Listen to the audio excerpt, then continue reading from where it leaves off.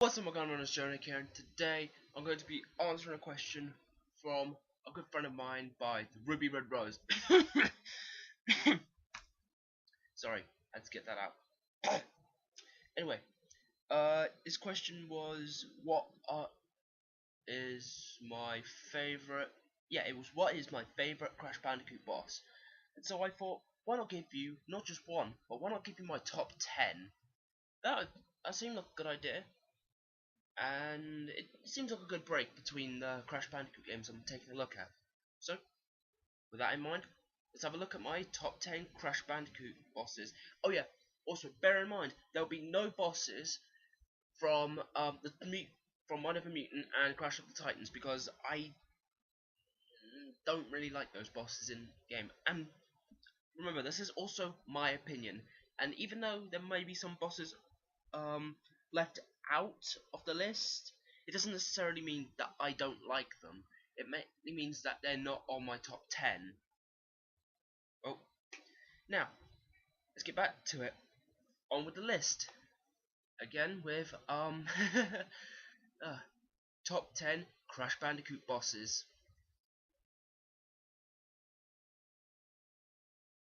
Neo Cortex from Crash Bandicoot 2.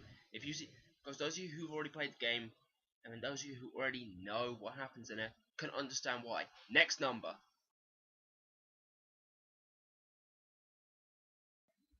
Nitrous Oxide is one of my favourite villains in the series, and I like his motivation to turn the planet into a parking lot. However, I'd have to say that I don't like his boss race, and for the main reason, the fact that you race in Oxide Station before you race Oxide himself. This means that you get the layout of the track before you race him. Yes, that gives you an advantage on what to do on the different shortcuts, but to me that kind of just ruins the race. It makes it a bit meh because you already know the track.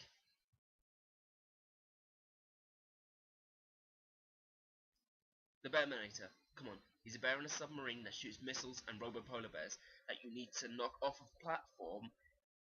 This boss is epic, and even if it is a part of a minigame collection, it deserved to be on this list, and it is still one of my favourites from Crash Bash to this day.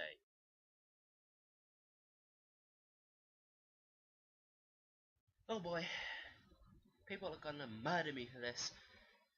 I'm okay. I may not like Crash Nitro Kart as much as a few people do, but oh damn, do I love Velo as a villain.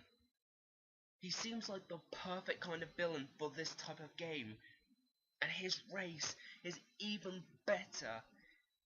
I say this because when you start the game, you usually think the final race is going to be possibly not like Oxide Station, or like, well, maybe like Oxide Station because it's a mixture of different. It's pretty much like you've already played this stage before, so so you pretty much know it. And so when playing through Nitro Kart, you think he'd pick a track beforehand, like randomly, or make an amalgamation of all of them. That is until he pulls the rug out from under you and takes you to a track that you have never seen before until that race. Well, unless you played Entropy's Time Trials, but I never did. I like to finish the story first before I did the time trials. And to have that be the final racetrack, like the one that legit pretty much ends the story mode, unless you didn't get all the time relic C and K tokens and crystals like that. But either way, it's a great final track because you don't see it coming, and I can see where most people would call this unfair, but it's all the better because then again, you don't know the track. And that's the point of it. You don't know the track, meaning you have to learn it by racing on it against himself. So there's no real point to complaining.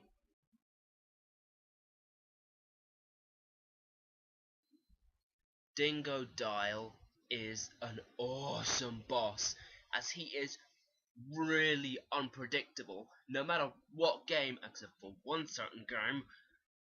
where he is absolutely unpredictable. You can't tell what he's gonna do. Crash 3 has the best Dingodile fight in my opinion because the way you have to beat him, having to wait for him to destroy his own shield and to run away after hitting him when you hear the siren as flamethrower start to go off. And especially the final when he gets to you.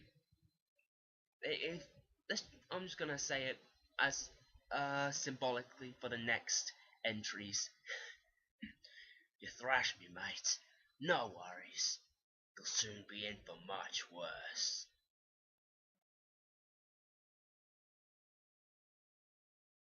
Let me just get this out here.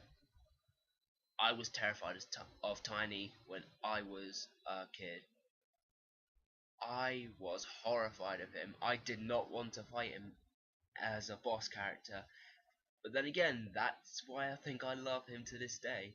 Because he was one of the few Crash Bandicoot characters to scare me. And it was glorious.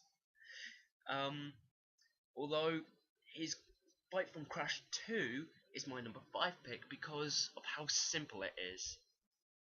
It's incredibly simple to the where you just jump on platforms and trick him into jumping on the falling platforms so then you can beat him. Do that 3 times and you win.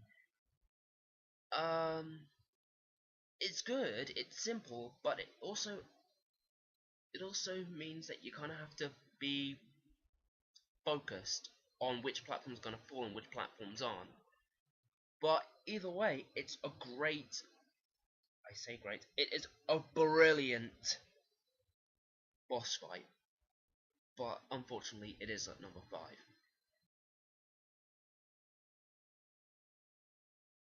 Number 4 belongs to Mecha Bandicoot, a giant mechanical bandicoot piloted by engine, nonetheless. Didn't think he'd be on the list, did ya?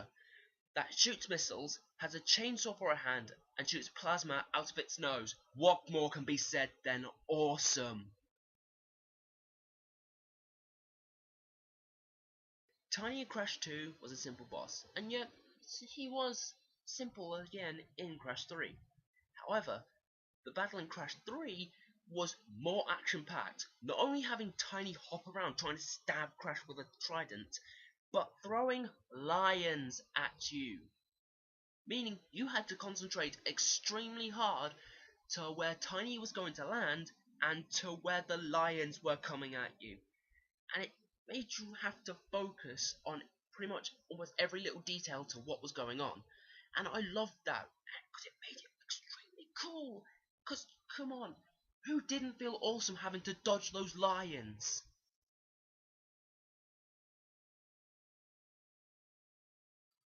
Dr. Nefarious Tropy is the master of time and the creator of the Time Twister machine from Crash 3. And I love his boss fight. The way he blasts you with like laser lines that you have to jump over, and sometimes you may have to double jump over them. The shooting the little clocks at you that you have to duck and jump just to dodge them.